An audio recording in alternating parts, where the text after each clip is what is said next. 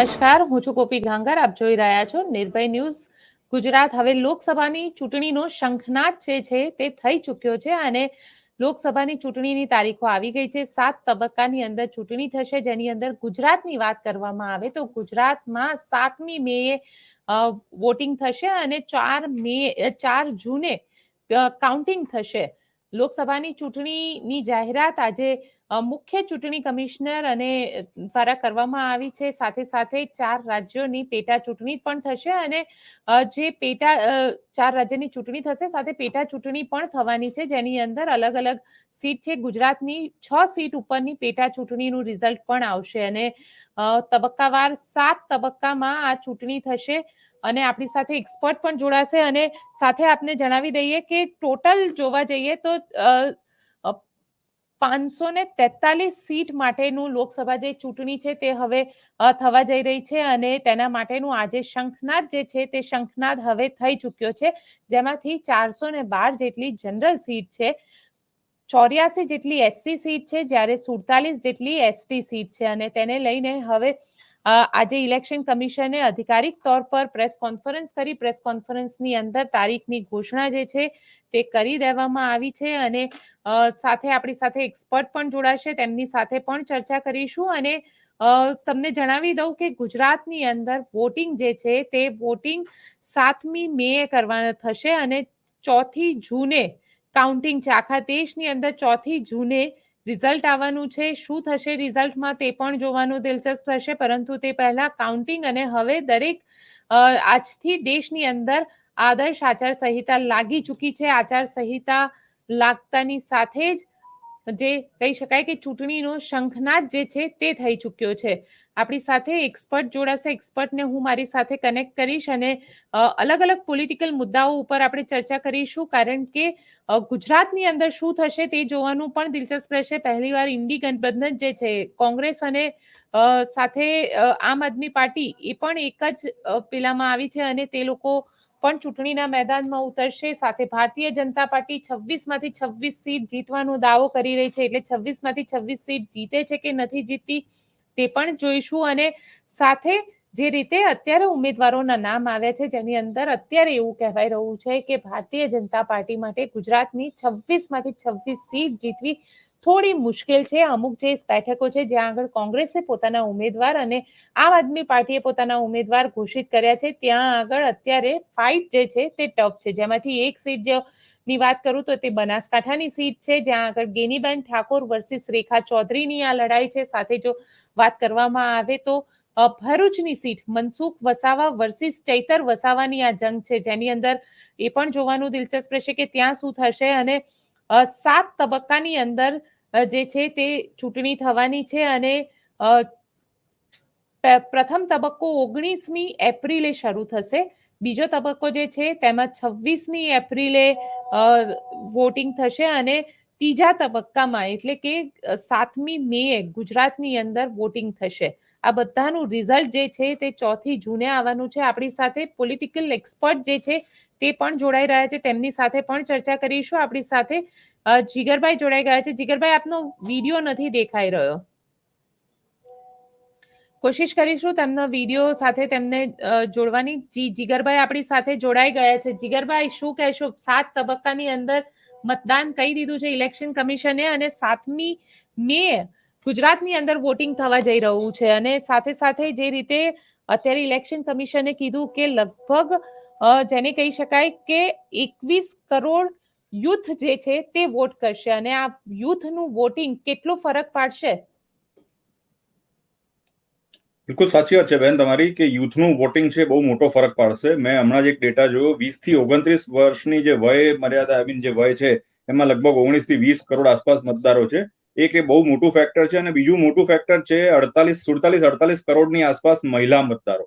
એટલે મને એવું લાગે છે કે આ બે જે સેગમેન્ટ છે એ સેગમેન્ટની અંદર જેટલા પણ પ્રયત્નો બધી પોલિટિકલ પાર્ટી પોતાની રીતે વધારે કરશે, એમાં વોટિંગ પર્સન્ટેજ વધવાનું જેટલું પ્રમાણ વધશે એટલું જ એમને પોતાની તરફ ખેંચી શકાશે અને આ વોટિંગ પર્સન્ટેજના આધારે કોઈ પણ પાર્ટીનો જીત અથવા હારનો જે રેશિયો છે એ ઘણા અંશે ચેન્જ થઈ શકે, એમાં હું 100% માનું છું. ખાસ કરીને જ્યાં સુધી મહિલાઓની વાત છે, બધી પાર્ટીઓએ મહિલાઓ માટે અલગ અલગ પ્રકારની યોજનાઓની ઘોષણા કરી છે. પણ મોદી સાહેબે કે ભાજપાએ જે ઘોષણા કરી અને એમાંથી જેટલી ધરાતલ પર ઉતારી છે મારા ખ્યાલથી એમનો પણ એક બહુ મોટો ઇમ્પેક્ટ છે અને એમની એક લોકપ્રિયતા હિન્દુ મુસ્લિમ બધા જ સમાજમાં મહિલાઓની વચ્ચે ખાસી છે. એટલે એક બેનિફિટ એમના તરફ જઈ શકે એમ છે. અને જ્યાં સુધી યુવા મતદારોની વાત છે, યુવા મતદારો ચોક્કસ જબરજસ્ત જાગૃત છે. તમામ પાર્ટીની ગતિવિધિઓ, કોના શું કામ છે, કોણે કેટલા વાયદા કર્યા નથી કર્યા, જોયા ન જોયા, તમામ વસ્તુ ઉપર ધ્યાન રાખીને એ લોકો પોતાનો નિર્ણય લેશે. એટલે મારા ખ્યાલથી હું એવું ચોક્કસ માનું છું કે આવનારા સમયમાં જેટલા પર્સન્ટેજ છે એ પર્સન્ટેજ વાઇઝ જો જોઈએ મતદારો, તો એમનું એક આવનારા સમયનું જે એક ચિત્ર છે એ બહુ રસપ્રદ આવીને ઉભું રહેશે. એટલે આ વખતની ચૂંટણી પણ આપણને રસપ્રદ ચોક્કસ દેખાશે. જી, આપણી સાથે નરેશ ઠક્કર સર પણ જોડાઈ ગયા છે. સર, 7મી મે હવે ચૂંટણીની તારીખ આવી ગઈ છે. આપનું શું માનવું છે? 7મી મે ગુજરાતની અંદર કેટલું રસપ્રદ હશે આ ઇલેક્શન આ વખતે? 7મી મે ગુજરાતનું ઇલેક્શન આવ્યું છે એ થોડુંક આશ્ચર્ય જન્માવે એવું છે, કારણ કે પહેલા ગણતરી એવી થતી હતી કે સેફ ઝોન જેટલા હશે એમાં પહેલું ઇલેક્શન આવી જશે, કારણ કે બીજે જ્યાં વધારે મહેનત કરવાની હોય ત્યાં. પણ જે પણ કંઈક કેન્દ્રીય મોવડી મંડળ અને ચૂંટણી પંચે નક્કી કર્યું હશે તો એમાં કંઈક ગણતરી હશે, કારણ કે ત્રીજા ફેઝની અંદર ગુજરાતને લેવામાં આવ્યું છે અને મતદાનની ટકાવારી વધારવી પડે એવી પરિસ્થિતિ છે. અને મતદાન વધારવા માટે ભારતીય જનતા પાર્ટીને પૂરો સમય મળે, વિરોધ પક્ષોને, કારણ કે ચૂંટણી રસપ્રદ બનવાની છે આ વખતે, અનેક ફેક્ટર્સ એમાં કામ કરવાના છે. અને એ પરિસ્થિતિમાં ગુજરાત માટે મે મહિનો તો આમ પણ ગુજરાતના એનાથી શરૂ થાય છે અને ગરમી હશે, લગ્નોની સિઝન હશે, ને આ પરિસ્થિતિની અંદર પણ અત્યારે ચૂંટણીનો માહોલ જામી રહ્યો છે, ત્યારે મતદાનની ટકાવારી એને અસરકારક બનાવશે. પણ એક સવાલ એ છે નરેશભાઈ કે જે રીતે ગુજરાતની અંદર, કારણ કે મે એટલે પૂરી ગરમીનો માહોલ હશે અને ગરમીની અંદર આખી વ્યવસ્થા ઊભી કરવી, વોટરને બૂથ સુધી લાવવું, એક મોટી ચેલેન્જ આપને નથી લાગી રહી કે એક બહુ મોટી ચેલેન્જ હશે સરકાર માટે પણ અને ઇલેક્શન કમિશન માટે પણ? ઇલેક્શન કમિશને પણ જે પણ કંઈ કર્યું છે એ સમજી વિચારીને જ કર્યું હશે, કારણ કે મેનો મહિનો એટલે લગ્નોત્સવ હોય છે જનરલી, અને ગુજરાતમાં તો ખાસ. આવી પરિસ્થિતિની અંદર ગુજરાતમાં લોકસભાની ચૂંટણી આપવા પાછળ કયું ગણિત કામ કરી રહ્યું છે એ તો થોડા સમયની અંદર સ્પષ્ટ થતું જશે. પણ છે અઘરું, કારણ કે મતદાનની ટકાવારી વધારવા માટે બધા જ પક્ષોએ આ વખતે મહેનત કરવી પડશે, કારણ કે ઘણા ફેક્ટર્સ એવા છે કે મતદાતાઓને જે વિધાનસભામાં ઉમંગ અને ઉત્સાહ જોવા મળ્યો એ લોકસભામાં મળે છે કે કેમ, એક પ્રશ્ન છે. અને એના માટે બહુ વધારે પ્રમાણની અંદર, કારણ કે આપણે ચૂંટણી કમિશનરને બી સાંભળ્યા હશો તો એવું કીધું કે 67% આસપાસનું જે મતદાન હતું એ ચૂંટણી પંચની પણ એવી અપેક્ષા છે. કમિશનરશ્રીએ બી કીધું કે મતદાનની ટકાવારી વધવી જોઈએ એવી અપેક્ષા છે. હવે એ ટકાવારી વધવા માટે મે મહિનો અને એમાં ગુજરાતની લોકસભાની ચૂંટણી એ થોડી તકલીફ વાળી રહેશે. સર, તમે કહી રહ્યા છો, પણ આપણે અત્યારે દક્ષિણ ગુજરાતની સીટોનું એક કેલ્ક્યુલેશન કરીએ તો દક્ષિણ ગુજરાતની અંદર તમને શું લાગે છે? કારણ કે અનંત પટેલ અને ચૈતર વસાવા, આ બે કોંગ્રેસે એવા કેન્ડિડેટ આપી દીધા છે જે અત્યારે એવું લાગી રહ્યું છે કે ઘણા ભારે છે ભારતીય જનતા પાર્ટી ઉપર, અને ત્યાં આગળ જીતનો રસ્તો ભારતીય જનતા પાર્ટી માટે આસાન નહીં હોય, ભરૂચ અને વલસાડની સીટ. આપનું આદિવાસી વોટરનું ગણિત શું કહી રહ્યું છે? આપે ઘણા વખત આદિવાસી રાજનીતિને પણ કવર કરી છે, એટલે ગોપીબેન, રાહુલ ગાંધી આવ્યા યાત્રા લઈને અને ફર્યા આદિવાસી પટ્ટી ઉપર. અત્યારે મહારાષ્ટ્ર એ તરફ પણ એમનું ધ્યાન આદિવાસી પટ્ટી પર જ છે, કારણ કે આદિવાસી પટ્ટી અને આદિવાસી મતદાતાઓ એ જૂના કોંગ્રેસની કમિટેડ વોટ બેંક છે. અને ત્યાં આગળ લગ્નોત્સવ કે આટલું બધું કદાચ ઇફેક્ટિવ નહીં થાય, કારણ કે આદિવાસીઓને માટે પણ એક લોકસભાની ચૂંટણી હોય કે બીજી ચૂંટણીઓ એ એક અવસર જ હોય છે. અને આ બે જ બેઠકો નહીં, દક્ષિણ ગુજરાતની માત્ર બે બેઠકો નહીં, સૌરાષ્ટ્ર કાઠિયાવાડ તરફ જાઓ ત્યાં પણ 2-3 બેઠકો એવી છે કે જ્યાં કોંગ્રેસને ઉમ્મીદ સારી છે. ભારતીય જનતા પાર્ટી સામે પડકારો આવ્યા છે. એટલે ગુજરાતની 26 બેઠક પર કદાચ એટલી બધી રસાકસી ના હોય, પણ 26 પૈકી 6 થી 7 બેઠકો ઉપર તો જંગ બરાબરનો જામવાનો છે. હવે વાત એ રહી છે કે દક્ષિણ ગુજરાતની પટ્ટી ઉપર આ મે મહિનાના ચૂંટણીનો એનું કદાચ એ આદિવાસી પટ્ટી પર મતદાન સારું થાય, જાગૃત નાગરિક અને કમિટેડ મતદાતાઓ જે ભારતીય જનતા પાર્ટીના છે એ કેટલું મતદાન કરે છે એ અગત્યનું બની રહેશે. સર, જીગરભાઈ, તમને પૂછવા માંગીશ કે આપનું કેલ્ક્યુલેશન, પોલિટિકલ એનાલિટિક તરીકે આપનું કેલ્ક્યુલેશન શું કહી રહ્યું છે? મતદાતા પહોંચશે વોટિંગ બૂથ સુધી? બિલકુલ. ના, મારા ખ્યાલથી બે ફેક્ટર એક જોવા જેવા છે. એક તો જે ગરમીનો માહોલ છે એ ડેફિનેટલી ગુજરાતમાં હંમેશા મે મહિનામાં જબરદસ્ત હોય છે, એટલે એના લીધે એક ઇમ્પેક્ટ થોડી ચોક્કસ પડશે મતદાન ઉપર, એવું આપણું માનવું છે. પણ તે છતાં એક ઓવરઓલ જો સિનારીઓ જોઈએ તો આ વખતની જે ચૂંટણી છે એમાં જેટલા નવા મતદારો છે એ ખાસ કરીને ઉત્સાહ બતાવશે. જે ફર્સ્ટ ટાઈમ વોટર છે એ બી લગભગ 2.25 કરોડ આસપાસ છે. એટલે એવું મારું માનવું છે કે એમના લીધે પણ ચૂંટણીના અંદર મતદાનનો જે એક રેશિયો છે જળવાઈ રહેશે. અને ચુનાવ આયુક્તે પણ જે કહ્યું એ રીતે એમાં જેટલું મતદાન વધારવું છે એ માટેના પ્રયત્નો પણ એમના ચોક્કસ રહેશે. ચાહે અવેરનેસ કેમ્પ હોય કે પ્રોગ્રામ્સ હોય, એ થકી પણ એ લોકો બૂથ સુધી લોકોને લાવવાના પ્રયત્નો કરશે. અને સાથે સાથે પોલિટિકલ પાર્ટી પણ લોકોને પોતપોતાના મતદારોને જે અથવા કમિટેડ મતદારો છે એમને બૂથ સુધી લાવવાના પ્રયત્નો ચોક્કસ કરશે, ચાહે કોઈ વેહિકલ દ્વારા લાવે કે ગમે તે રીતે લાવે. તો મારા ખ્યાલથી જે એક આખું ઓવરઓલ આકલન જો જોવા જઈએ તો 100% અમુક ચેલેન્જીસ ચોક્કસ છે ગરમીને એવા, પણ મારા ખ્યાલથી ઇલેક્શન આવતા સમય સુધીમાં લોકોનો ઉત્સાહ ચોક્કસ વધી જશે. અને એની પાછળના બે બહુ સ્પષ્ટ કારણો. એક કારણ એ છે જે બીજેપીના કમિટેડ વોટર્સ છે અથવા જે મોદીજીની બ્રાન્ડમાં માનનારા વોટર્સ છે, એક એ પ્રકારના લોકો છે, એ પ્રકારના વોટર્સ છે. અને બીજા એવા વોટર્સ આપણને આ વખતે છેલ્લા એકાદ વર્ષ 1.5 વર્ષથી જોવા મળે છે, અથવા એવા લોકો જોવા મળે છે જે આખું એક પેરેલલ મીડિયા ઉભું થયું છે યુટ્યુબ ઉપર. એમાં જે આખું જે સરકાર વિરોધી પ્રકારના જે કંઈ પણ જે વિડીયો ચાલતા હોય છે, ખાસ કરીને હિન્દી જે લેંગ્વેજ છે એ માધ્યમથી, એમાં તમે જુઓ તો એક અલગ જ પ્રકારનો વર્ગ ઉભો થયો. એટલે એ વર્ગ પણ એવો છે કે જે ચોક્કસ વોટિંગ કરવા જશે, પોતાની જે હાજરી છે નોંધાવશે. એટલે આ વખતે રસાકસી એટલે છે કે સરકારની ફેવરમાં બોલનારા પણ એટલા જ છે અને સરકારની ઘણી બધી નીતિઓથી નારાજ થયેલા લોકો પણ એટલા જ છે. પણ આખી ઓવરઓલ ચર્ચામાં એક વાત ચોક્કસ ઉડીને આંખે વળગે છે કે જે પણ લોકો ચર્ચા કરે છે, આપણે કરીએ તો બીજા કોઈ પણ લોકો, એ એક વાતની 100% ચર્ચા કરી રહ્યા છે, સાયકોલોજીકલ પોલિટિક્સ જેને કહેવાય એ દ્રષ્ટિકોણથી, કે બીજેપી 370 સીટ જીતશે, એનડીએ 400 સીટ જીતશે, કે પછી બહુમતી લાવશે કે શું લાવશે. એટલે એનો મતલબ એક આડકતરી રીતે એ ચોક્કસ થયો કે જનરલી એવી ચર્ચા ચર્ચાઈ રહી છે કે બીજેપી અથવા એનડીએ તો ભેગા થઈને જીતવાના જ છે. હવે સામે પક્ષે વિપક્ષ કેટલું કરશે અથવા કેટલી સીટ કાઢી જશે એના ઉપર, એના આંકડા ઉપર બધો તારો મદાર છે. એટલે એક તરફી જેને કહેવાય સાયકોલોજીકલ પોલિટિક્સની દ્રષ્ટિએ એ ચોક્કસ બીજેપીની આખી જે ગેમ છે એની ફેવરમાં છે, એમાં કોઈ નો ડાઉટ છે, એમાં કોઈ મિનમેક નથી. પણ ઓવરઓલ રસપ્રદ ચોક્કસ રહેશે આ નવા વોટર્સના લીધે અને યુવા વોટર્સના લીધે. યુવા વોટર્સમાં ખાસ કરીને એક વસ્તુ એ ચોક્કસ જોવા જેવી છે કે વોટ્સઅપ અથવા જે સોશિયલ મીડિયા છે એના થકી સૌથી મેક્સિમમ કઈ પાર્ટી પોતપોતાના મતદારો સુધી પહોંચે છે, પોતપોતાના વિચારો, પોતાની ઘોષણા, પોતાની યોજનાઓ ક્યાં સુધી પહોંચાડે છે, એક બહુ મોટું ફેક્ટર છે. અને એની સાથે સાથે એ લોકો એમને વિશ્વાસ કેટલો આપે છે એ પણ બહુ જ અગત્યની વાત છે. કારણ કે તમે ઘોષણા કોઈ પણ પ્રકારની કરી દો, પણ તમારા જે યોજના છે આવનારા સમયની અથવા જે ઘોષણાઓ છે એમાં તમે એક લીડર તરીકે લોકોને ભરોસો પડવો એ બહુ મોટામાં મોટી વાત છે. જ્યાં સુધી જનતાને ભરોસો નહીં પડે ત્યાં સુધી કોઈ પણ ઘોષણા કોઈ પણ પાર્ટી કરશે લોકો નહીં માને. એટલે આ જે લેખાજોખા છે મને એવું લાગે છે કે આવનારા 1.5-2 મહિનામાં આપણને ખૂબ જોવા મળશે બધી જ ચર્ચાઓમાં, કે પહેલાની કોંગ્રેસની સરકાર હતી 10 વર્ષની ડોક્ટર મનમોહન સિંહજીની, છેલ્લી 10 વર્ષની સરકાર છે મોદી સાહેબની, અને એની પહેલાના કોંગ્રેસના કાર્યકર અથવા જે મિલીજુલી સરકારો હતી એના કાર્યકાળમાં શું થયું, 1947 થી 2024 સુધી દેશે ક્યાં કેટલા કયા ક્ષેત્રોમાં કયા પર્સન્ટેજમાં પ્રગતિ કરી, ના કરી, કોણે કેટલા વાયદા કર્યા, કેટલા પૂરા કર્યા, આ તમામ પ્રકારની ચર્ચાઓ આપણને ચોક્કસ જોવા મળશે. અને એની સાથે સાથે વિનેબિલિટી વાળા જે ફેક્ટર્સ વાળા ઉમેદવારો છે એમનું જે આવન જાવન છે અલગ અલગ પાર્ટીઓમાં, એ પણ મારા ખ્યાલથી આવનારા સમયમાં વધશે એવું મારું માનવું છે. જી સર, આપને શું લાગે છે કે આ આવન જાવન જે છે એ અસર કરશે અને ઇલેક્ટોરલ બોન્ડ જે છે નરેશ ઠક્કર સર, કે એની એક ઇમ્પેક્ટ લોકો સુધી પહોંચશે, વોટર સુધી? જીગરભાઈનું જે વિશ્લેષણ છે બહુ પરફેક્ટ છે, બધા જ મુદ્દાઓને લગભગ આવરી લીધું છે. પણ અત્યારે એક કન્ફ્યુઝન પણ છે, મતદાતાઓમાં દ્વિધા પણ છે. નવા મતદાતાઓ છે એ તો મતદાન કરશે જ, કારણ કે એમના માટે એક અવસર છે.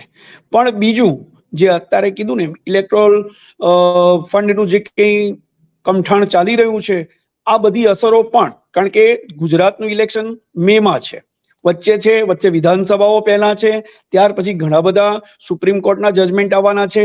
અને હવે આપે જે જીગરભાઈએ કીધું એમ કે યુટ્યુબ મીડિયા છે, બે મીડિયા હવે રીતસરનું વિભાજિત થયેલું છે. અને જેની પાસે વોટ્સઅપ અને એના ઉપર સોશિયલ મીડિયા ઉપર એક્ટિવ છે એ લોકો પણ કંઈક આ વખતે એમની ભૂમિકા તો ભજવશે જ.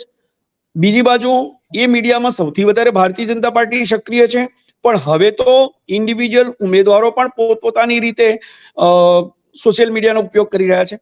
એટલે મતદાન એક દ્વિધાભરી પરિસ્થિતિમાં કદાચ કોઈ મત આપવા ના જાય તો અલગ વાત છે, પણ જેમણે જે કંઈ પણ મૂલ્યાંકન આજ દિન સુધી કર્યું છે, આવનારા સમયની અંદર જે કંઈ પરિબળો અસર કરશે, અને જે કંઈ મતદાતા નિષ્ક્રિય નથી થવાનો, સક્રિય તો છે જ, પણ એ થોડી દ્વિધામાંથી જો બહાર આવ્યો અને એવા કોઈ પરિણામો આવ્યા તો કારણ કે છેલ્લે તો આ 2024ની ચૂંટણી આખો દેશ જીગરભાઈ એવું જાણે છે કે એ બહુ જ અગત્યની લોકસભાની ચૂંટણી છે. ત્યાર પછી શું થઈ શકે, શું ના થઈ શકે, એ બધી વાતો રાજકીય પક્ષોએ બહુ જોરશોરથી ચગાવી છે. એટલે એની અસર પણ, એની ઇફેક્ટ પણ રહેવાની છે. પણ ઓવરઓલ ચૂંટણી રસપ્રદ એટલા માટે બનવાની છે કે પોઝિટિવ અને નેગેટિવ મુદ્દાઓ ઉપર પ્રજાએ નિર્ણય આપવાનો છે, અને જો પ્રજા નિર્ણય આપવામાં કે મતદાન કરવામાં નિષ્ક્રિય રહી તો એને લાંબા ગાળાની અસરો ભોગવવી પડે એવી પરિસ્થિતિ છે.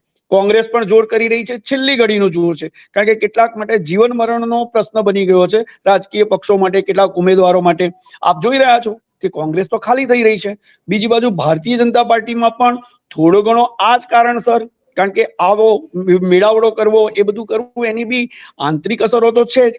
એક મુદ્દો હંમેશા ગુજરાતની અંદર આપણે પોઝિટિવ ગણતા આવ્યા છે કે ભારતીય જનતા પાર્ટી, મોદી સાહેબ, અમિતભાઈ શાહ, એ ગુજરાતી નેતૃત્વ, ગુજરાતી લોબી, એ રીતે થઈ રહ્યું છે. તો ગુજરાતને સવિશેષ રસ પડે અને એના માટે પણ મતદાન કરે. પણ ઓવરઓલ મતદાન તો આપણે મે મહિના એન્ડ સુધી જોવું પડશે. પણ ગુજરાત માટે આપણે કહેવું હોય તો એટલું કહી શકીએ કે આ વખતે ગુજરાતની ચૂંટણીમાં 26 બેઠક ભારતીય જનતા પાર્ટીને મળે છે કે કેમ, એ જોવું બહુ રસપ્રદ બનશે. ઇલેક્શન જંગ બરાબર જામશે. સર, તમે કહી રહ્યા છો ઇલેક્શન જંગ તો બરાબર જ જામવાનો છે, પણ સાથે એક સવાલ મારા મગજમાં એ પણ ઉદ્ભવી રહ્યો છે કે દેશની અંદર છેલ્લા 10 વર્ષથી ભારતીય જનતા પાર્ટીનું શાસન છે, એટલે પ્રધાનમંત્રી નરેન્દ્ર મોદી મુખ્યમંત્રી છે.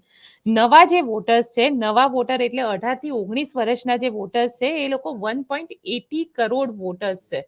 હવે ગુજરાતની વાત કરું તો ગુજરાતની અંદર મેં પોતે, જ્યારે મેં ફર્સ્ટ ટાઈમ વોટ આપ્યો ત્યારથી લઈને અત્યાર સુધી મેં ક્યારેય કોંગ્રેસની સરકાર જોઈ નથી. આ જે નવા વોટર્સ છે એ લોકો ઉપર એની ઇમ્પેક્ટ કેટલી આવશે? કારણ કે એ વોટરે તો કોંગ્રેસની સરકાર જોઈ જ નથી. જે ન્યૂ વોટર્સ છે 18 to 19 યર્સના છે. યુવા પેઢી જે છે ને બેન, એ ભારતીય જનતા પાર્ટીથી બહુ પ્રભાવિત છે. એટલે એ મતદાન અને એ મતદાતાઓનો ફાયદો લગભગ એવું કહી શકીએ આપણે કે એ ભારતીય જનતા પાર્ટીના ફાળે જશે. પણ કોંગ્રેસનું જે ડિપ્રેશન છે એ એને નુકસાન ના કરે તો કદાચ એની ગણતરીપૂર્વકની પરિસ્થિતિ સર્જાય. પણ યુવા મતદાતાઓ તો બહુ સ્વાભાવિકપણે એમને વિકાસ ગમ્યો છે, આ નવા ઇન્ફ્રાસ્ટ્રક્ચર ડેવલપમેન્ટ થઈ રહ્યા છે, એમને આ જે કઈ યુટ્યુબ મીડિયાનો પ્રચાર કેવું છે ને એની મોદી સાહેબ વિરુદ્ધનું કે ભારતીય જનતા પાર્ટીનું, એ બહુ અસર કરે એવું લાગતું નથી. કારણ કે એ અભિભૂત છે અને એ કટિબદ્ધ છે મતદાન કરવા માટે પણ, અને કોને કરવું એ પણ એમણે મનોમન નક્કી કરી જ રાખેલું છે. જીગરભાઈ, તમને શું લાગે છે કે આ યુવાનો જે છે એની ઇમ્પેક્ટ થશે? કારણ કે એઝ અ પોલિટિકલ એક્સપર્ટ આપને લાગી રહ્યું છે કે આ મતદાતા સૌથી મોટી ભૂમિકા આની અંદર અદા કરશે? બિલકુલ ચોક્કસ બેન, 100%. મેં પહેલા કહ્યું એવું છે કે મહિલા મતદારો અને યુવા મતદારો જે 20 થી 29 વર્ષની વયના વચ્ચેના છે, જે લગભગ 19-20 કરોડ આસપાસ છે, અને મહિલા મતદારો 47 કરોડ 50 લાખ 58 લાખ આસપાસ છે. એ ચોક્કસ બહુ જ મોટી ભૂમિકા ભજવશે.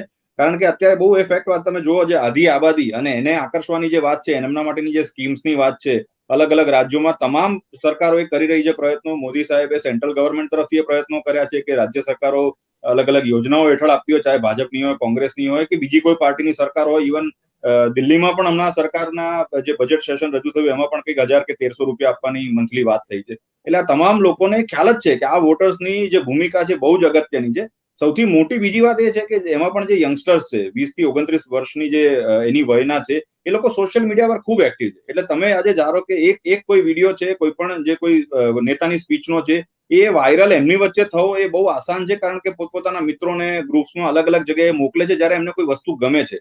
સામે ધોરણે સેમ એ જ વસ્તુ પણ એપ્લિકેબલ છે કે એમને કોઈ વસ્તુ ધારો કે નથી ગમતી કોઈ નેતાની, તો પણ એ બહુ જલ્દીથી વાયરલ કરી નાખે છે. કારણ કે એમને આખો દિવસ એમને ખબર છે કે અમારા કેટલા ગ્રુપ છે, ક્યાં ક્યાં શું કરું, કેવી રીતે કરું. એટલે આની ઇમ્પેક્ટ છે આવનારા સમયમાં ઇલેક્શનમાં જબરજસ્ત પડશે. યુવાઓ માટે તમે જુઓ, ખાસ કરીને મોદીજી તો સ્ટાર્ટઅપ યોજના હોય કે બીજી જે કંઈ યુવાનોની એજ્યુકેશનને લગતી હોય કે આગળ ભણવાની હોય યોજનાઓ, એવી બધી યોજનાઓ કંઈક ને કંઈક નવી જયારે ભાજપ સરકાર અમલમાં મૂકે છે અને એનો પ્રચાર પ્રસાર કરે છે, એની સામે આ વખતે કોંગ્રેસે પણ સ્ટાર્ટઅપ યોજના હેઠળ 5000 કરોડનું ફંડ અલગ અલગ ઝોન વાઇઝ આપશે એવી ઘોષણાઓ કરી છે. એટલે બંને પાર્ટીઓને ખ્યાલ છે, ખાસ કરીને જે મોટી બે પાર્ટી કહેવાય છે, કે ભારત દેશમાં યુવાનોને જે આકર્ષશે એ ચોક્કસ સત્તાને નજીક પહોંચશે, એમાં કોઈ મિનમેક નથી. પણ આમાં જોવાનું ખાલી એ છે કે કયા જે પણ યુવા છે એ યુવા સ્ત્રી પુરુષ અથવા જે બાળકો છે, જે કોઈ યુવાઓ, એની અંદર કયા વ્યક્તિ માટે અથવા કયા નેતા માટે એક એવી છબી છે કે આ વ્યક્તિ હજી ભલે અમારા ધારો કે મોદી સાહેબ માટેની વાત હોય તો એમણે 10 વાયદા કર્યા હોય, એમાંથી 6 પૂરા થયા હોય, બાકીના 4 પર હજી કામ ચાલુ હોય કે ન થયા હોય, તે છતાં એમને ભરોસો છે કે નહીં, એ ખાસ જોવાની વાત છે. કયા નેતાને તમે પસંદ કરો છો, એમની છબી કેટલી લડાયક છે, કેટલી ક્ષમતા વાળી છે, એના ઉપર આખો દારોમદાર છે. હવે એમાં અત્યારે ધીરે ધીરે તમે જુઓ ને તો કોંગ્રેસ છેલ્લા 1-1.5 વર્ષથી માર્ક કરશો તો કોંગ્રેસ પણ પ્રેસિડેન્શિયલ ફોર્મની જેમ જ અત્યારે પોતાનો પ્રચાર કરે છે. ફક્ત દરેક જગ્યાએ રાહુલ ગાંધીજીને સેન્ટરમાં રાખીને આખા પ્રચાર પ્રસારની વાત કરવામાં આવે છે. એટલે આમાં કોંગ્રેસની એ રણનીતિ થોડી ખોટી એટલે દેખાય છે કારણ કે એમની પાસે એ કોઈ પણ પ્રકારના નેતા હોય એ હજી મોદીજીની બ્રાન્ડ સામે ટકે એટલા સક્ષમ નથી થયા. એટલે એ પ્રયત્ન અહીંયા ખોટા એટલે પડે છે કે એમનું એક સ્ટેટમેન્ટ ખરાબ થાય તો એની આખી ઇમ્પેક્ટ પાર્ટી ઉપર પડે છે. અને તમે જુઓ કે જયારે 22 જાન્યુઆરી રામ મંદિર મહોત્સવ થયું એ પછી કોંગ્રેસના જે સ્ટેટમેન્ટ આવ્યા એના બેઝનો ફાયદો લઈને અથવા એને જેને કહેવાય ને કે એની એક તક લઈને ગુજરાત કોંગ્રેસમાંથી કેટલા નેતા જતા રહ્યા, જેટલા ગયા છે એ આપણને બધાને ખબર છે. એ કઈ કોઈ ભગવાન રામના નામે જ ગયા છે એવું નથી, પણ એમને એ 22 તારીખનું જે આખું ભગવાન રામનું જે પ્રાણ પ્રતિષ્ઠા મહોત્સવ હતું મંદિરનું, એ વસ્તુનો ફાયદો લઈને કીધું કે ભાઈ આ અમારી પાર્ટી ભગવાન રામમાં નથી માનતી અથવા અમારે જવું જોઈએ પણ અમારા મોવડી મંડળે ના પાડી અથવા નથી ગયા, એ ફાયદો લઈને પોતપોતાના રસ્તા ક્લિયર કરીને બીજેપીમાં એન્ટ્રી કરી. એટલે આવા હજી ઘણા નીકળશે. એટલે મારું એવું ચોક્કસ માનવું છે કે આ બધા જે ફેક્ટર છે એ સિવાય જે ઇન્ડિયા ગઠબંધન છે એની અંદર જેટલી તડ પડે છે, જેટલા ઘટક દળો છે, આમ આદમી પાર્ટી પંજાબમાં કોંગ્રેસને કેટલી સીટ આપશે નહીં આપે, તૃણમૂલ કોંગ્રેસે ચોખ્ખી ના પાડી છે પશ્ચિમ બંગાળમાં કોંગ્રેસને સીટ આપવાની, લેફ્ટ પાર્ટી તૃણમૂલ કોંગ્રેસ જોડે લડવા એની સાથે બેસવા તૈયાર નથી. આવા ઘણા બધા ફેક્ટર્સ છે ઓવરઓલ આખા દેશમાં અસર કરશે અને એની અસરના લીધે એ વોટિંગ ઉપર પણ અસર થશે. એમાં સૌથી અગત્યનું ફેક્ટર એ જ છે જે આપણે બધા ચર્ચા કરી રહ્યા છે કે આમાં જે યુવાનોને અને મહિલાઓને, આદિ આબાદી અને યુવાનો, એમને જે આકર્ષી શકશે, પોતાની સ્કીમ, પોતાની ઘોષણાઓ એમના દિમાગમાં, એમના હૃદયમાં બેસાડી શકશે, સક્ષમ નેતૃત્વ બતાવી શકશે, એ ચોક્કસ જીતશે. એમાં કોઈ મિનમેક નથી. જી નરેશ ઠક્કર સર, સવાલ એ છે કે શું કોંગ્રેસ માટે આ અસ્તિત્વનો સવાલ છે? કારણ કે કોંગ્રેસ અત્યારે ગુજરાતમાં તો હાશિયામાં આવી ગઈ છે, પણ હવે પણ કોંગ્રેસની પરિસ્થિતિ આમ દેશમાં જોવા જઈએ તો કઈ સારી નથી. એટલે કોંગ્રેસ માટે આ અસ્તિત્વ કરો યા મરો જેવી સિચ્યુએશન છે. ગુજરાતની વાત કરીએ તો ગુજરાતની અંદર જેમ જીગરભાઈએ કેમ બે મુદ્દા બહુ અસર કરતા નથી. એક તો મહિલાઓ ભારતીય જનતા પાર્ટીથી એવી નારાજ નથી, સુરક્ષિત મહેસૂસ કરે છે, વિવિધ યોજનાઓનો લાભ લે છે. એવી જ રીતે બીજો જે એક મુદ્દો કોંગ્રેસે ચગાવ્યો છે અને એ છે બેરોજગારીનો.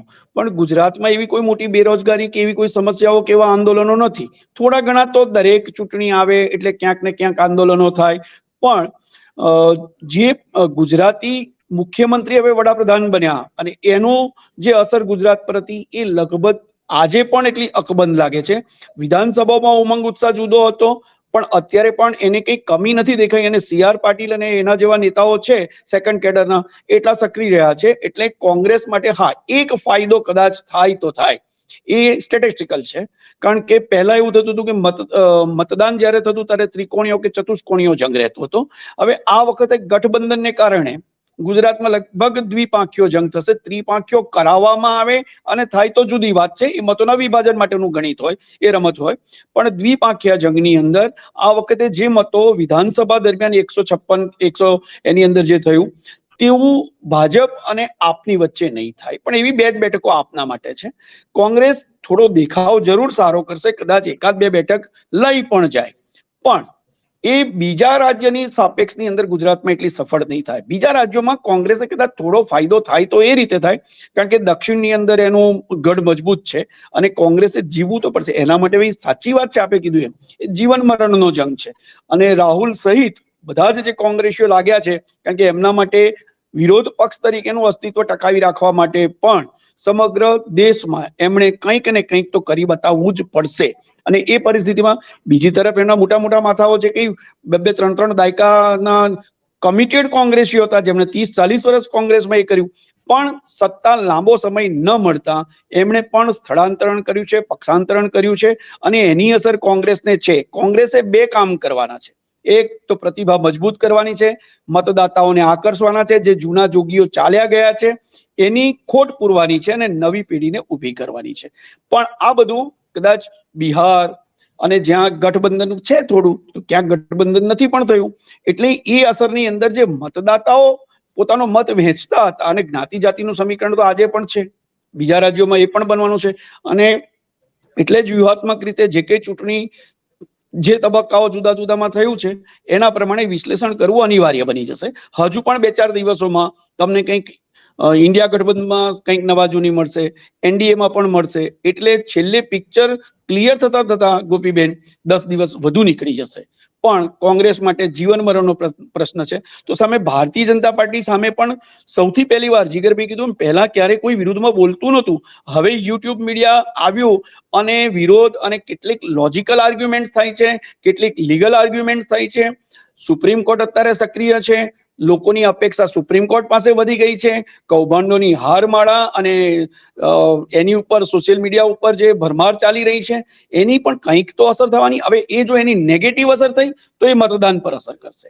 પણ જો એને એવું કટિબદ્ધ કરીને મતદાતાઓ આવ્યા કે આનો આપણે જવાબ આપવો છે, મોદી સાહેબની વિરુદ્ધનું છે, કાં તો એનું હોય તો કદાચ મતદાન પાછું મોટા સારા પ્રમાણમાં પણ થાય. એટલે આ પરિસ્થિતિની અંદર થોડા 10-15 દિવસ આપણે બહુ શાર્પ ઓબ્ઝર્વ કરવું પડે. એ કર્યા પછી આપણે ચોક્કસ કોઈક અનુમાનની નજીક જઈ શકીએ. પણ જંગ એટલા માટે આપણે કહીએ છીએ કે આ વખતે બંને માટે જીવ સટોસટની ગેમ છે. આ ઇલેક્શનમાં જેણે પણ કરવું હોય, હા 400 પાર થાય છે કે નથી થતી, 300 બધા આપણે સોશિયલ મીડિયામાં બી સાંભળીએ છીએ કે 200, 270, 300, 370. પણ આ બધાની અંદર મતદાતા કંઈક એના મનમાં, અને એક વાત આપણે ધ્યાન રાખવું પડે, 1-2 અનુભવો જીગરભાઈને બી યાદ કરાવીશ કે સાઇનિંગ ઇન્ડિયા વખતે પણ થયું. એવી રીતે ઇન્દિરાજી જ્યારે એના પર આવ્યું ત્યારે બી એવું કહેતા હતું. દેશનો મતદાતા છે ને એ મનમાં કંઈક નક્કી કરે અને એ ક્યારેય મન નથી કડવા દેતો.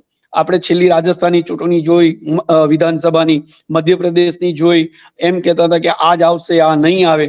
પણ કેટલાક એ પણ ખોટા પડ્યા. અને હવે હું તો એવું કહું છું કે છેલ્લી છડી એ ન્યાયતંત્રના હાથમાં પણ છે.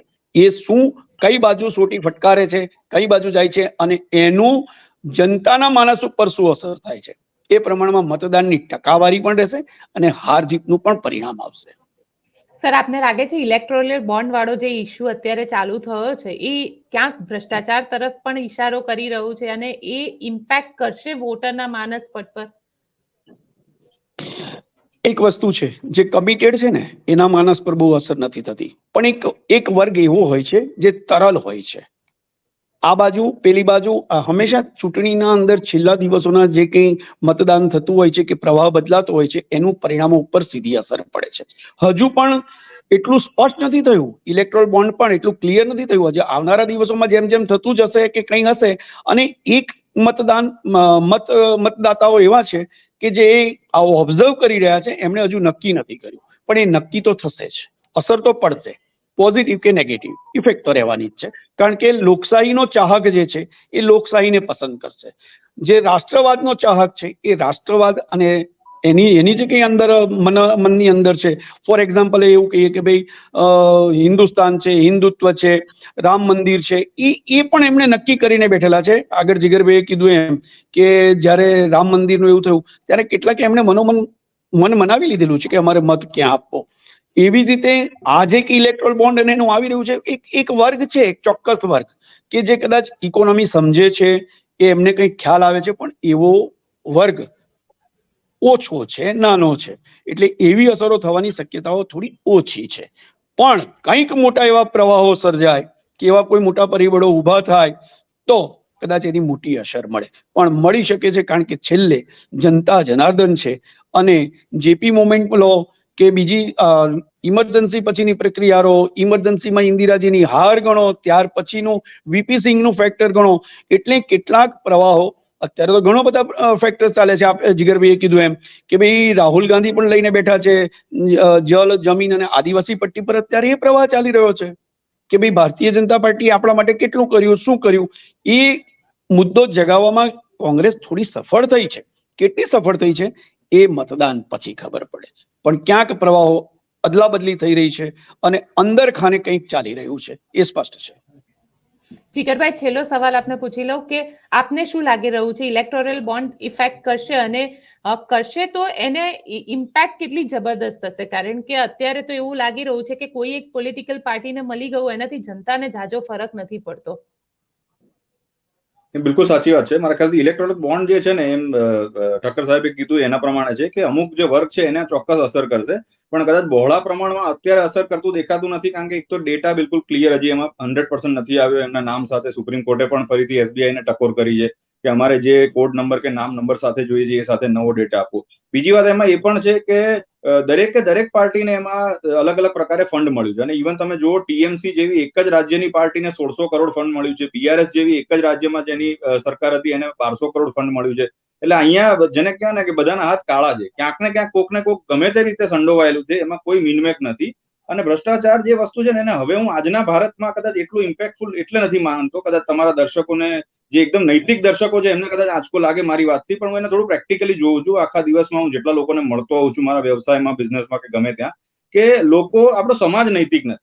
હવે જયારે સમાજ નૈતિક નથી, જયારે અત્યારે તમે રસ્તે ચાલતા કોઈ વ્યક્તિને કહો કે ભાઈ તારી ચાની કેટલી છે અને તને ગવર્મેન્ટનો કોન્ટ્રાક્ટ મળે એમ છે અને તારે એના માટે 10,000 રૂપિયા સાહેબને આપવાના હશે, તો એ આંખ મીચીને 10,000 રૂપિયા આપશે કે ચલો કાલથી મારે આનો ઓર્ડર પાકો થઈ જશે. એટલે તમે જો સમાજમાં જયારે ભ્રષ્ટાચાર માટે કોઈ ગંભીરતા નથી ત્યારે સમાજ એને મુદ્દો બનાવે એવું મને અત્યારે નથી દેખાતું. દરેકને ખબર છે કે રાજકીય નેતાઓ પહેલા પોતાના રોટલા શેકે છે, પોતાનું ઘર બનાવે છે, બંગલા બનાવે છે, પોતાના ભાઈ ભાંડુઓને સેટ કરે છે, એ પછી પોતાના જે મળતિયા 500,000 જે એકદમ અંગત હોય છે એમને ગોઠવે છે, અને પછી સામાજિક સેવાની કે જન સેવાની વાત આવે છે. આ બહુ હળાહળ ફેક્ટ છે, એને જનતા સમજે છે, નાનામાં નાનો માણસ બી સમજે છે, જે કદાચ 5-6 હજાર રૂપિયા મહિને કમાય છે એ પણ આ સમજે છે. એટલે લોકોના મનમાં એ છે જ નહીં. લોકો એટલું કે છે કે તમારે જે કરવું એ કરો, બંગલા બનાવો, ગાડી બનાવો, અમને પ્રોબ્લેમ નથી, પણ એટલીસ્ટ અમને થોડુંક સારું જીવન ધોરણ તો આપો કે જેનાથી અમે અમારું જીવન સારી રીતે જીવી શકીએ. હવે આ વસ્તુ જે માઇન્ડમાં ઉતારશે, અને એમાં તમે છેલ્લે જોજો કે રેવડીઓની તો આખી લાઈન લાગી જશે બધી પાર્ટીઓમાં, કે લગભગ એ સ્ટેજ આવી જશે કે અમે આખા દેશના તમામ સંસાધનો તમને 140 કરોડ લોકોને આપી દઈશું, બસ અમને વોટ આપી દો. આ સ્ટેજ આવનારા 1.5 મહિનામાં આપણને ચોક્કસ જોવા મળશે, કારણ કે બધા બધું વેચવા જ બેઠા છે, અને વેચવાનું કોની કમર ઉપર છે આપણને આવનારા સમયમાં ભારતની ઇકોનોમી બતાવશે કે આપણે ખરેખર કયા લેવલે ઉભા છે, ટ્રેડ ડેફિસિટમાં કે બીજા આંકડાઓમાં. પણ આજની તારીખે એ ચોક્કસ છે કે એનડીએનું પલડું ઘણા અંશે ભારે છે, અને એની પાછળનું કારણ એનડીએની પોતાની જે મોદી બ્રાન્ડ છે એ સિવાય, ભાજપાની બ્રાન્ડ સિવાય, એમનું જે કેડર છે એના સિવાય એક મોટું ફેક્ટર એ પણ છે કે વિપક્ષ નબળું છે. વિપક્ષ એક સાથે નથી, અને જે પરિવારવાદ કે ભ્રષ્ટાચારના હુમલા થાય છે એની પાછળનું કારણ એક જ છે કે દરેકનો અતીત ખરડાયેલો છે. તમે 60-70 વર્ષનું કોંગ્રેસનું શાસન લઈ લો, કે મહારાષ્ટ્રમાં શિવસેનાનું શાસન લઈ લો, કે NCP પવાર સાહેબનું શાસન લઈ લો, કે સાઉથના બીજા કન્ટ્રીઝના કોઈ બી પાર્ટીનું શાસન લઈ લો, દરેકના હાથ કોકને કોક વસ્તુમાં કાળા છે. એટલે કોઈ ખુલીને બોલે એમ છે નહીં. અને બીજી મજાની વાત એ છે કે એમાં દરેક વ્યક્તિને એની અંદર લાભ લેવો છે, પોતાના બાળકો સેટ કરવા છે, નવા નેતાઓને પણ સેટ નથી કરવા. એટલે જનતાની સામે ચોખ્ખા સ્પષ્ટવાદી જે વ્યક્તિ અથવા નેતા હોય એવા બહાર આવતા નથી, અને એના લીધે એમની વોટિંગ ઇમ્પેક્ટ પર છેલ્લે જનતા એમ જ વિચારે કે હરીફરીને આને જ વોટ આપવાનો. અને એ જયારે માઇન્ડસેટ સેટ થાય છે ત્યારે પછી એ લોકો એવા વ્યક્તિને પસંદ કરે છે કે જે ચાલે છે બરાબર. અને આની જે સાયકોલોજીકલ ઇમ્પેક્ટ છે એ લગભગ 20-22% વોટર્સ ઉપર છેલ્લા દિવસે પડે છે.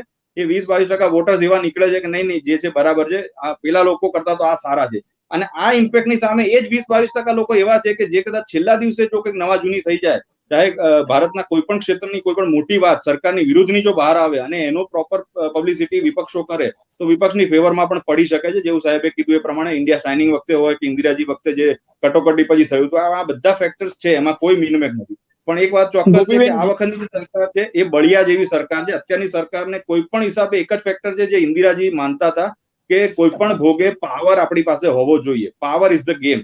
આ સરકાર પણ બિલકુલ એ જ રીતે માને છે, પાવર ઇઝ ધ ગેમ. અને એના માટે કોઈ પણ પ્રકારના જે પણ એમને સ્ટેપ લેવા હશે પોલિટિકલી એ ચોક્કસ લેશે. એટલે મારું એવું માનવું છે કે આવનારા એકાદ મહિનાની અંદર આપણને ઘણા નવા જૂની જોવા મળશે બધી જ પાર્ટીઓ તરફથી, અને બધી જ પાર્ટીઓના જે એનાઉન્સમેન્ટ છે, એમના નેતાઓ શું બોલે છે, નથી બોલતા, કોન્ટ્રોવર્સીઝ વધશે, સાથે સાથે રાજનીતિક જે શબ્દો છે એનું ધારાધોરણ પણ ઘટશે, સામે ગાળાગાળીઓ પણ આપણને સાંભળવા મળશે, ઝઘડા પણ જોવા મળશે, કાર્યકર્તાઓ વચ્ચે ફાઇટ પણ જોવા મળશે, અને 2-4-5 જગ્યાએ ખૂનામરકી ફલાણું ઢીકણું એવા પણ કિસ્સાઓ છાપામાં, ટીવીમાં આપણને ચોક્કસ જોવા મળશે. આ ચૂંટણી એકદમ સરળતાથી પતે એવું મને ક્યાંય નથી દેખાતું. એ વાત ચોક્કસ છે. આપણને બધાને ખૂબ મસાલો મળશે ડિબેટ કરવા આવનારા 2 મહિનામાં, અને એના થકી તમે સિલ્વર બટન થી ગોલ્ડન બટન થી પ્લેટિનમ બટન સુધી યુટ્યુબમાં પહોંચશો. ગોપીબેન, એવી મારી તમને ખૂબ શુભેચ્છાઓ છે. Thank you so much Gopiben જીગરભાઈની વાત બહુ જ સ્પષ્ટ નિખાલસપણે એમણે કહ્યું છે. અમે પણ છેલ્લા 30-35 વર્ષથી મીડિયામાં છે તો હું ફીલ કરી રહ્યો છું કે આ જે નવું રાજકારણ અને આવ્યું અને નવી રાજનીતિ આવી એમાં પ્રજા પણ બદલાઈ, રાજનેતાઓ બદલાયા તો એમની જોડે જોડે પ્રજાએ પણ એની પોતાની જાતને બદલી છે. હવે ભ્રષ્ટાચાર, વ્યભિચાર એ બધા મુદ્દા મતદાતાઓને એટલા અસર નથી કરતા, એમને સ્વીકારી લીધું છે. હવે શિષ્ટાચાર બની ગયો છે અને સ્વીકારીને મતદાતાઓ જેણે જે વધારે આપ્યું અને જે જરૂરી હતું તે આપ્યું એને માઇન્ડમાં લઈ અને મતદાન કરે છે. એટલે જીગરભાઈની વાત સાથે હું પૂરેપૂરો સંમત છું, કારણ કે ઘણું બધું મળ્યું છે. આજે એક એક્સપ્રેસ હાઈવે પરથી નીકળો તો પ્રજાના મનમાં એવું થશે કે આ મોદી સાહેબે આપ્યું. 60 વર્ષ સુધી 70 વર્ષ સુધી કોંગ્રેસ નથી કરી શકી, અથવા તો એને જે કંઈ કર્યું છે એ એટલું માઇન્ડ એને કેપ્ચર કરે એવું નથી રહ્યું. અને આ જે 10 વર્ષમાં થયું એ જો માઇન્ડ કેપ્ચર કરનારું એમને દેખી શકાય એવું હોય તો મતદાતા સ્વાભાવિક રીતે એનાથી પ્રભાવિત થાય. એટલે ગુજરાત માત્ર નહીં પણ બીજા જગ્યાએ પણ આ બધું હોય છે, એ આપણે જોઈ રહ્યા છે, એ સમજી રહ્યા છે. એટલે જીગરભાઈની વાતો સાથે હું સંમત છું. હા, રસાકસી થશે, કારણ કે મેં કીધું એમ જ્યારે એકે જીવ બચાવવાનો હોય તો બીજો હુમલો કરવામાં એટલો જ મજબૂત અને અંતિમ બને. આ વખતે બંને પક્ષો બીજા છે સ્થાનિક પ્રાદેશિક પક્ષો પણ એમના માટે પણ એ પરિસ્થિતિ છે, કારણ કે એમણે મોદી સાહેબ અને ભારતીય જનતા પાર્ટીની કટ્ટર એમની જે એ છે એ જોઈ છે, મહેસૂસ કરી છે, ઘણું બધું થયું છે. અને એવી જ રીતે છેલ્લું જે એમણે સમાપનમાં કીધું જીગરભાઈએ કે ઘણું બધું આપણને જોવા મળશે અને આપણે ચર્ચા કરવી પડશે, કરતા રહીશું. બિલકુલ, આપ બંને અમારી સાથે જોડાયા તેના માટે ખૂબ ખૂબ આભાર.